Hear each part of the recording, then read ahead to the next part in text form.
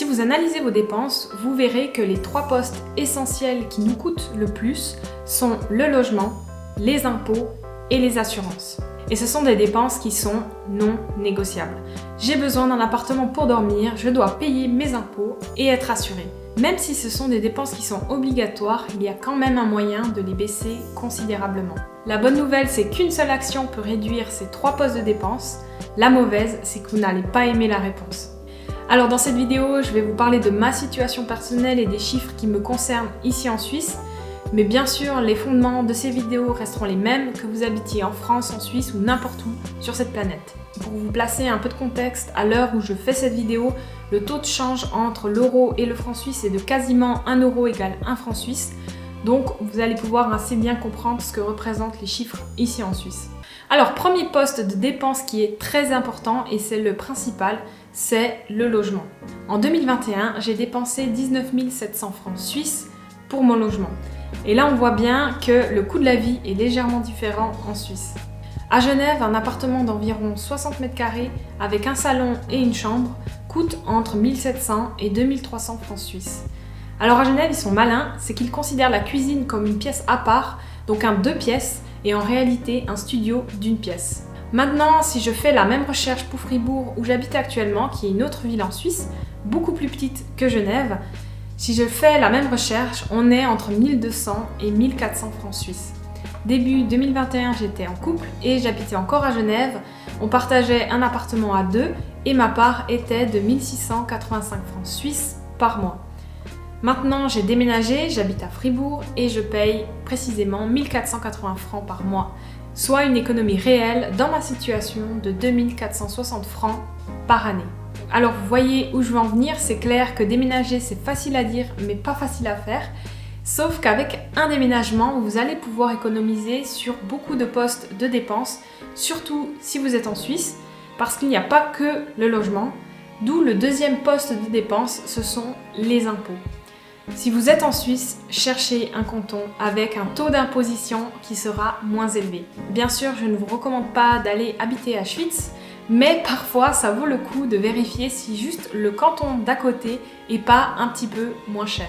Par exemple, Neuchâtel est connu pour avoir les impôts les plus élevés de Suisse, alors pourquoi ne pas déménager juste à côté à Berne ou dans le canton de Vaud et profiter d'un avantage fiscal.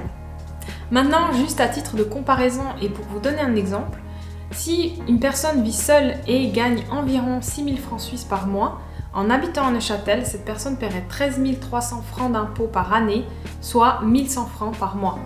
A l'inverse, si cette personne habite à Fribourg, elle ne paiera que 11 600 francs, soit 960 francs par mois, soit une économie réelle de 1700 francs par année.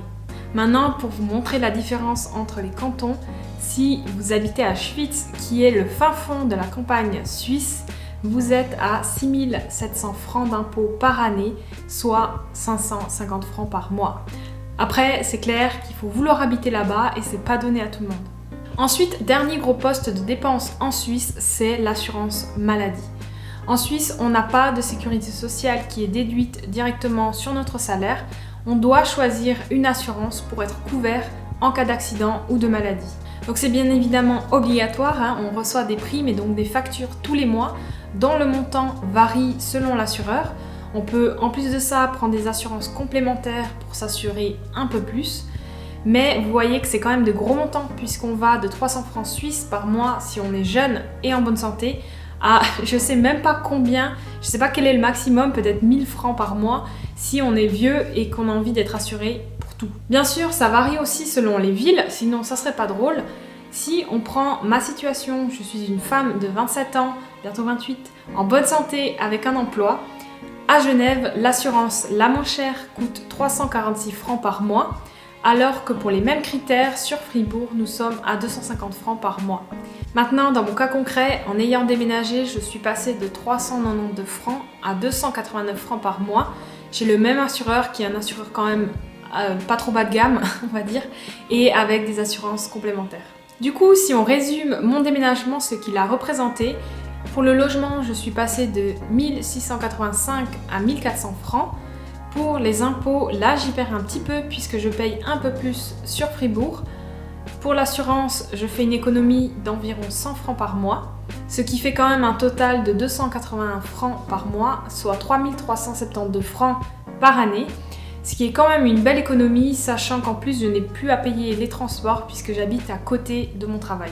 Alors évidemment, on replace les choses dans leur contexte. C'est sûr que si vous habitez à Genève ou à Paris, vous allez gagner un peu plus, mais parfois il faut juste déménager de quelques kilomètres, ça suffit à vous faire économiser beaucoup d'argent. Évidemment, les transports vont aussi avoir un rôle là-dedans. Si vous déménagez mais que vous devez payer un abonnement de train et passer des heures dans les transports, ça vaut pas le coup. C'est évidemment très facile de dire déménager. C'est quand même beaucoup plus compliqué, surtout si on vit à deux ou qu'on a une famille ou que notre travail nécessite une présence physique quelque part. Mais gardez juste en tête toutes les économies que vous pourriez faire avec un déménagement, parce qu'il y a de fortes chances que d'ici quelques années, dizaines d'années, vous recherchiez un nouvel appartement, que ce soit pour vous rapprocher du travail à cause d'une séparation ou parce que la famille s'agrandit. Donc gardez ces économies dans un coin de votre tête et pensez au moins juste à l'option de déménager dans le canton d'à côté et parfois ça peut vraiment valoir le coup. Dans cette vidéo, je vous ai parlé de comment faire de grosses économies dans des postes de dépenses qui coûtent déjà beaucoup d'argent. Mais je vous ai préparé la suite de cette vidéo, je vous parlerai au contraire des petites économies que l'on peut faire au quotidien pour économiser encore plus d'argent. Je vous ai listé 10 économies que j'applique personnellement tous les jours. Pour recevoir cette liste, ça se passe dans ma newsletter qui est complètement gratuite. C'est le premier lien dans la description. Si vous avez aimé cette vidéo et que vous souhaitez que je fasse plus de contenu dans ce genre-là, alors je vous invite à vous abonner et à liker la vidéo. Merci en tout cas d'avoir regardé jusqu'au bout et moi je vous dis à bientôt pour la prochaine.